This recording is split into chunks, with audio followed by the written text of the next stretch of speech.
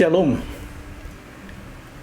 Saat ini kita akan merenungkan firman Tuhan yang diminta oleh salah satu saudari kita untuk dibahas.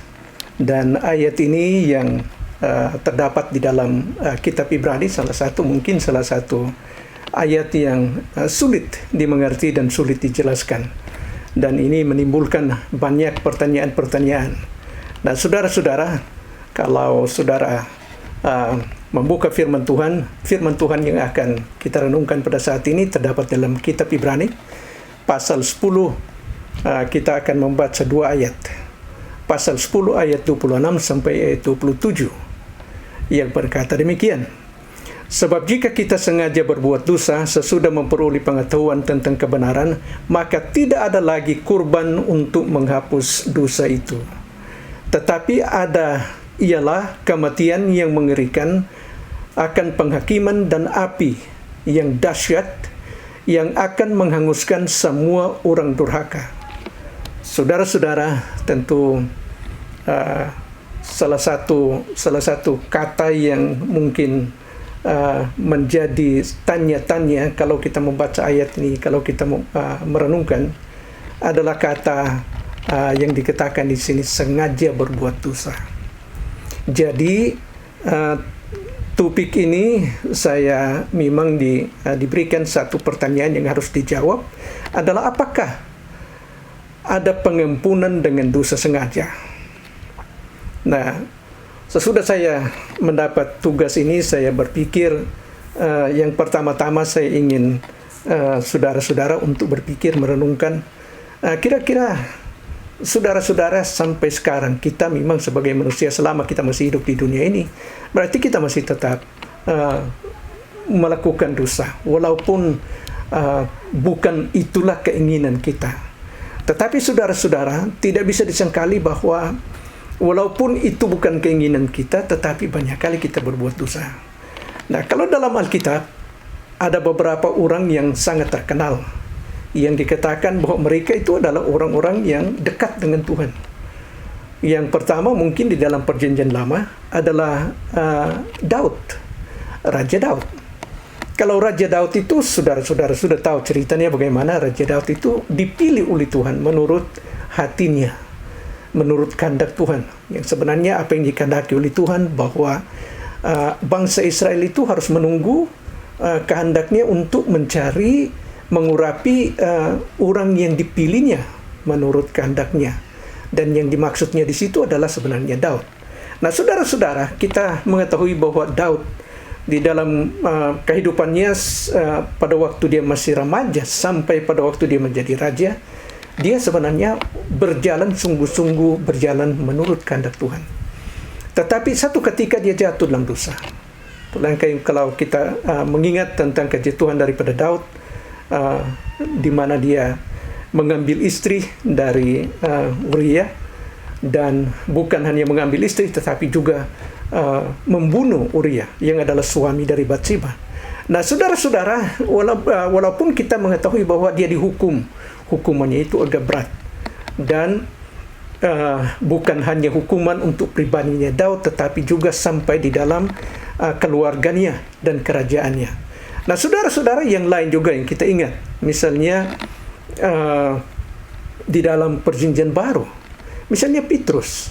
Nah, Petrus itu kalau Petrus itu sudah diberitahu oleh Tuhan sebelum dia jatuh dalam dosa, Tuhan malah sudah memberitahu bahwa engkau akan mengkhianati aku, dan sebelum ayam itu berkukuk tiga kali. Nah, semuanya ini saya ceritakan bahwa dosa itu banyak kali memang secara sadar kita melakukan. Nah, kita semua tentu saja ada kalanya kalau kita melakukan satu kesalahan, kita akan berkata, maaf, bukan itulah yang maksud saya. Nah, misalnya kalau kita marah, sekarang kalau seandainya kita marah, apalagi kalau masih di dalam karantina, pada masa karantina di mana kita semua masih tetap terkurung di dalam rumah kita masing-masing, tidak ada kebebasan untuk berjalan. Nah, saudara-saudara mungkin banyak kali menjadi stres di dalam rumah. Jadi bisa saja kita jadi marah. Nah, saya melihat banyak sekali orang bisa menyaksikan banyak kali melihat orang-orang Kristen yang memang dia adalah orang yang baik, tetapi kalau dia marah, aduh, kata-kata itu banyak kali keluar yang kata-kata yang tidak bisa dipertanggungjawabkan. Ada orang yang memaki karena dia marah sekali luar biasa. Atau bisa kita saja katakan, misalnya sekarang secara umum kalau kita ditanyakan, ada orang mengirim SMS kepada kita, sudah di mana? Misalnya, sudah di mana? Kami sedang menunggu di sini. Biasanya supaya menenangkan itu orang yang sementara menunggu, kita jawab, sudah, sementara di jalan. Padahal belum ganti, atau mungkin sementara berjalan masih menuju kamar mandi untuk mandi dulu sebelum dia mau berangkat. Tapi jawabnya adalah, saya sudah sementara di jalan. Nah, saudara-saudara berpikir ini dia, apakah ini dosa-dosa yang bisa saja kita katakan itu kan dosa kecil saja, Pak. Tapi yang saya sebutkan tadi, misalnya Raja Daud itu dia, apakah dia mendapat pengampunan dari dosanya yang begitu besar? Nah, yang menjadi tanya-tanya bagi kita, kira-kira apa yang dimaksud oleh penulis di dalam kitab ini pada waktu dia berkata, dosa sengaja. Dia berkata, sebab jika kita sengaja berbuat dosa sudah memperoleh pengetahuan tentang kebenaran, maka tidak ada lagi kurban untuk penghapus dosa kita. Luar biasa. Dan ini kalau kita lanjutkan kembali di ayat 27, sangat menakutkan. Nah, saudara-saudara, banyak kali kalau kita melihat satu ayat, itu harus kita sebenarnya pikirkan kira-kira pada waktu penulisannya ini, latar belakang penulisannya ini bagaimana. Si penulisnya ini yang kalau kita kembali merenungkan pada saat dia menulis kitab ini, kira-kira dia di mana dan kapan ini ditulis dan kepada siapa ini ditulis. Itu banyak kali membantu kita supaya kita lebih mengerti inti konteksnya secara keseluruhan daripada ayat yang menjadi tanya-tanya bagi kita.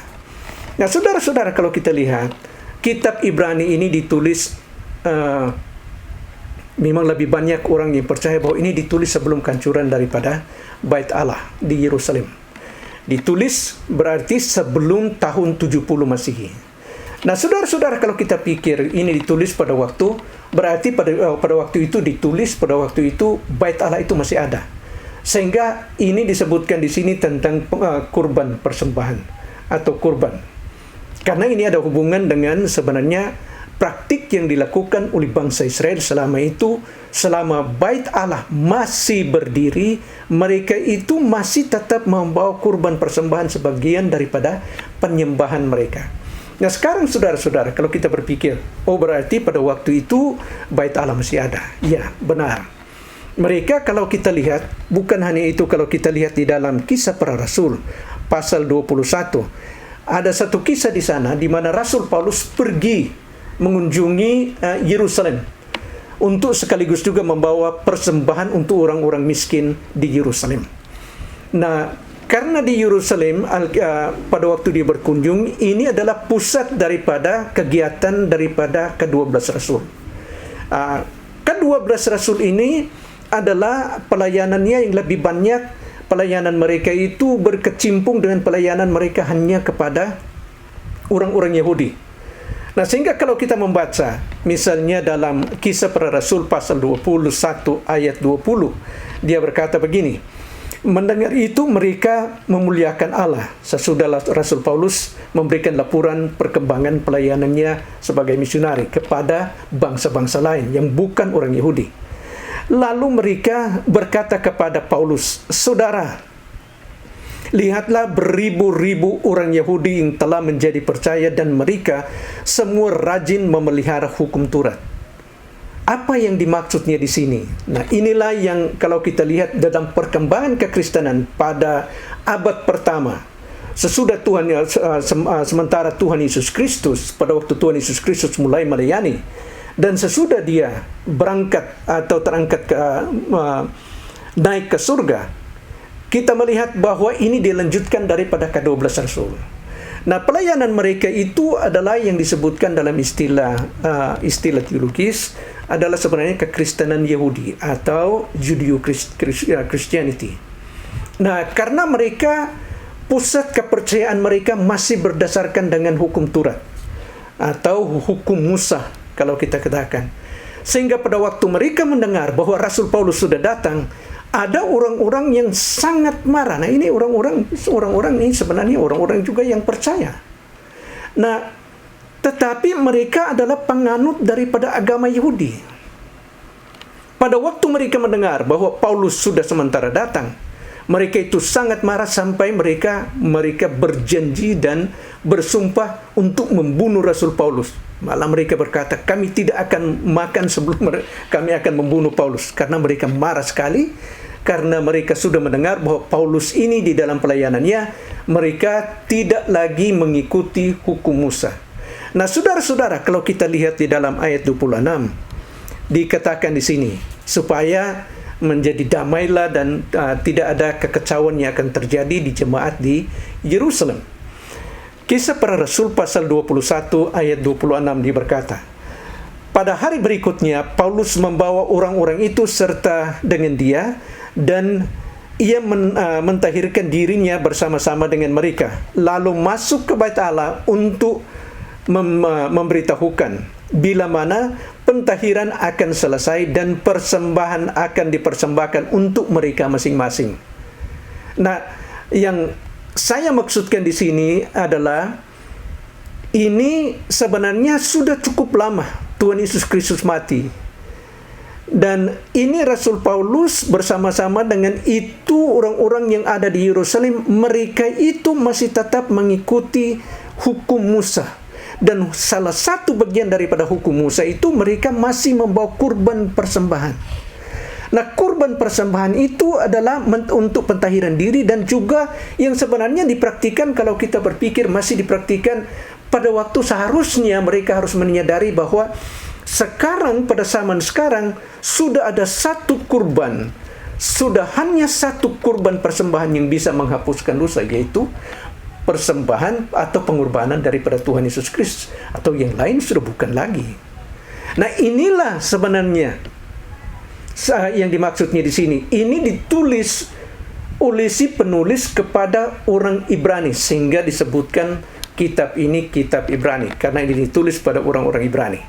Nah, saudara-saudara, kalau kita melihat di sini, apa yang dilakukan oleh pada orang-orang Ibrani ini, mereka sebenarnya ini ada hubungan juga dengan apa yang dikatakan di dalam Ibrani pasal 6, karena ini masih tetap di dalam kitab Ibrani.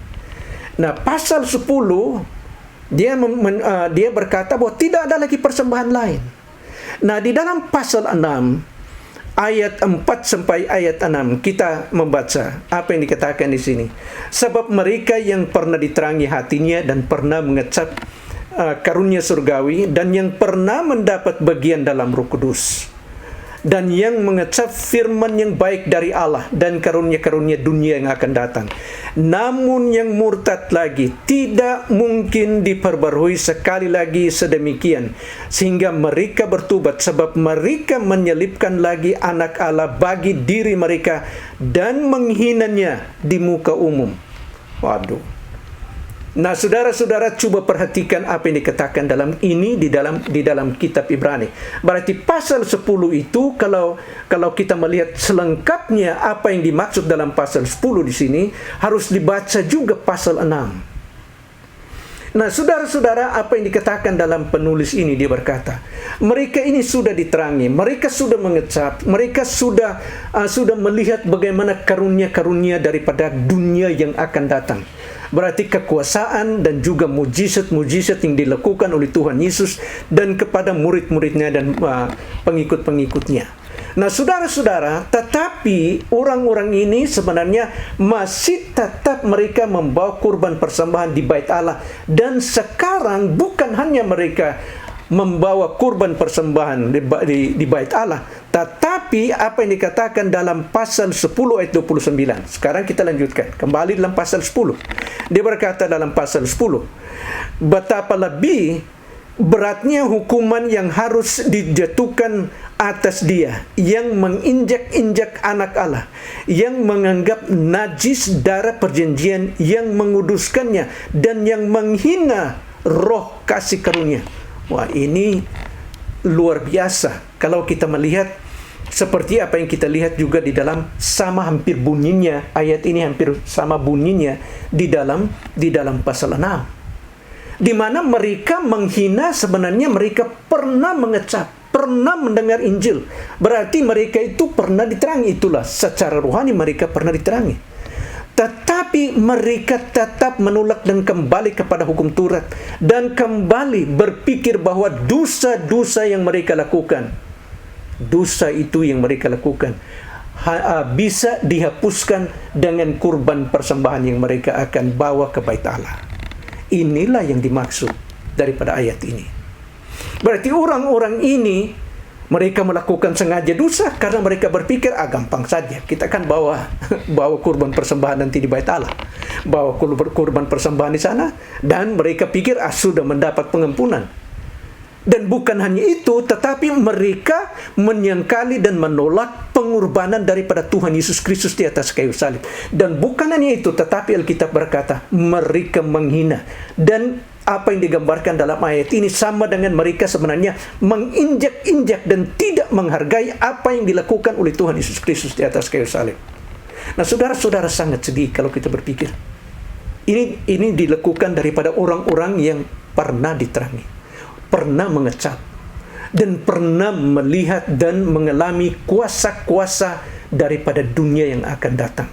Kuasa-kuasa daripada firman Tuhan di dunia yang akan datang. Berarti orang-orang ini sebenarnya belum sungguh-sungguh beriman dan percaya kepada Tuhan. Sehingga itulah yang katakan dalam Alkitab, kalau dari pihak Tuhan, Tuhan melakukan semuanya. Mereka diizinkan supaya mereka bisa melihat terang. Mereka juga diizinkan supaya mereka bisa mengecap karunia daripada Roh Kudus. Mereka juga diizinkan menyaksikan bagaimana kuasa daripada dunia yang akan datang pada waktu Tuhan Yesus Kristus menjadi Raja di bumi. Tetapi mereka tetap tidak percaya. Itulah sebabnya di dalam pasal 6 dia berkata, tidak mungkin lagi bisa membawa mereka ke dalam pertobatan. Apa maksudnya? Maksudnya di sini Tuhan telah melakukan segala-galanya supaya membawa mereka, supaya mereka bisa bertobat. Allah telah melakukan semuanya sebenarnya. Semua dia sudah lakukan. Dia sendiri sudah datang di dunia ini dan mengajar kebenaran. Tetapi mereka menolak. Nabi-nabi dia mengutus nabi-nabi, tetapi mereka menolak. Anaknya diutus, tetapi mereka menyalibkan dia. Dia mengutus Roh Kudus dengan kuasa, disertai dengan kuasa, tetapi mereka tetap menolak dan tidak percaya. Itulah tetap mereka. Sekarang mereka berpikir, tidak apa-apalah kita berkorban persembahan. Alkitab berkata, dosa-dosa yang kamu lakukan, dosa yang sengaja yang kamu lakukan, tidak ada kurban persembahan lagi yang bisa menghapus itu selain daripada kurban daripada Tuhan Yesus Kristus. Selain daripada kurban Tuhan Yesus Kristus. Saudara-saudara, ini sebenarnya apa yang dikatakannya, bagi kamu yang tidak menerima dan tidak percaya tentang pengorbanan daripada Tuhan Yesus Kristus, hanya yang menunggu bagi kamu adalah inilah yang dikatakan di dalam ayat itu. Dia berkata, yang menunggu bagi kamu adalah satu penghakiman yang sangat dahsyat dan sangat mengerikan, seperti apa yang diterangkan di dalam ayat ini. Saudara-saudara, kalau kita berpikir, mengapa saya bisa katakan ini? Ini karena memang kita melihat dosa kita. Apa sebenarnya dosa kita? Apakah kita melakukan dosa yang tidak sengaja? Bisa saja. Tetapi apakah kita melakukan dosa yang disengaja? Sungguh, pasti itu. Itu Alkitab berkata. Saya akan bacakan di dalam Yohanes pasal 1 ayat 8 sampai ayat 9, dan dia berkata begini, Jika kita berkata bahwa kita tidak berdosa, maka kita menipu diri. Dia berkata, dan menipu diri sendiri, dan kebenaran tidak ada di dalam kita. Dia berkata, tidak ada di dalam. Jika kita mengaku dosa kita, maka Ia adalah setia dan adil sehingga Ia akan mengampuni segala dosa kita dan menyucikan kita dari segala kejahatan. Jika kita berkata bahwa kita tidak ada berbuat dosa, maka kita membuat Allah, itu Dia menjadi pendusta dan firman-Nya tidak ada di dalam kita. Luar biasa. Nah, ini kita tidak bisa sangkali kita berbuat dosa sengaja dan tidak sengaja. Nah, sekarang kalau kita ambil saja mentah-mentah ayat ini yang berkata tidak lagi ada pengorbanan dari dosa yang disengaja, berarti sama sekali, berarti kita tidak ada satu orang pun yang akan selamat. Dalam ayat 1, dalam pasal Yohanes pasal 2 ayat 1, dia berkata demikian, "Anak-anakku, hal ini kutuliskan kepada kamu, supaya kamu jangan berbuat dosa. Namun jika seorang berbuat dosa, kita mempunyai seorang pengantara. Pengantara Bapa, yaitu Yesus Kristus yang adil." Dia berkata, kita memang kalau kita, dia bilang, jangan kamu berbuat dosa. Jangan berbuat dosa. Kita tidak bisa mengatakan saya tidak berbuat dosa, karena Alkitab berkata memang kita masih tetap berbuat dosa walaupun kita dibilang jangan berdosa. Nah, jika kita berkata bahwa kita tidak berada berbuat dosa, sekali lagi dia berkata, maka kita membuat Allah itu pendusta dan firman-Nya tidak ada di dalam kita. Dia berkata, hai anak-anak, hal ini kutuliskan kepadamu supaya kamu jangan berbuat dosa. Namun jika seorang berbuat dosa, kita mempunyai seorang pengantara pada Bapa, yaitu Yesus Kristus yang adil. Ayat 2 dia berkata, dan Ia adalah pendamaian untuk segala dosa kita, dan bukan untuk dosa kita saja, tetapi juga untuk dosa seluruh dunia. Itu semua dosa, dia berkata segala dosa. Segala dosa itu mendapat pengampunan. Berarti kita pikir, aduh bagus, berarti bagus sekali Pak. Tidak apa-apa kalau begitu, sudah saya percaya, saya masih bisa lanjut lagi hidup dalam dosa. Dalam Ibrani, itu juga diterangkan dan itu dijawab. Dalam Ibrani pasal 12, kita akan membaca ayat 5 sampai 8. Ibrani pasal 12 ayat 5 sampai 8, dia berkata, dan sudahkah lupakah kamu akan nasihat yang berbicara kepada kamu seperti kepada anak-anak?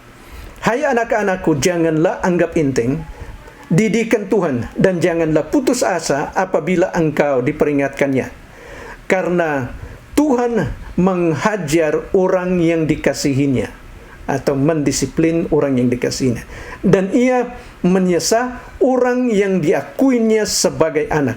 Jika kamu harus menanggung ganjaran, Allah memperlakukan kamu seperti anak. Di manakah terdapat anak yang tidak dihajar oleh ayahnya? Tetapi jikalau kamu bebas dari ganjaran yang harus diderita setiap orang, maka kamu bukanlah anak, tetapi anak-anak gampang. Saudara-saudara, kalau kita berpikir, oh berarti saya sudah mendapat pengampunan dari segala dosa, tidak apa-apa kalau saya berbuat dosa. No, Alkitab berkata apa? Kita adalah anak Allah. Yohanes pasal 1 ayat 12, seberapa banyak yang menerima Dia, diberikannya hak menjadi anak Allah. Sekali Anda mengakui Yesus sebagai Tuhan dan Juru Selamat, waktu itu Anda sudah menjadi anak Allah. Dan karena engkau adalah anak Allah, Alkitab berkata, engkau dikasihinya.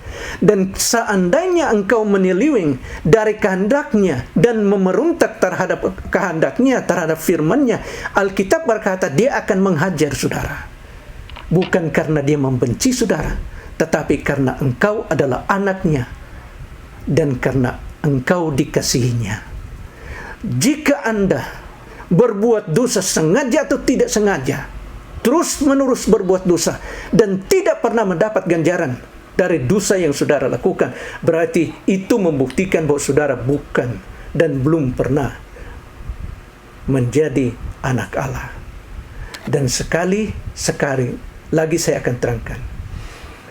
Sangat sederhana menjadi anak Allah. Alkitab itu berkata, seberapa banyak yang menerima Yesus sebagai Tuhan dan Juru Selamat, bahwa Dia telah mati di atas kayu salib untuk dosa kita, Dia akan menjadikan saudara menjadi anaknya. Bahwa Yesus telah menanggung dosa kita di atas kayu salib. Dia telah menang atas maut dengan kebangkitannya untuk saudara dan saya. Luar biasa, kita tidak lagi bisa menemukan kurban. Apakah kurban diri kita? Apakah dengan perbuatan kita sendiri? Tidak ada kurban lain yang bisa menghapuskan dosa kita. Hanya satu-satunya kurban, yaitu kurban daripada Tuhan Yesus Kristus. Tuhan memberkati.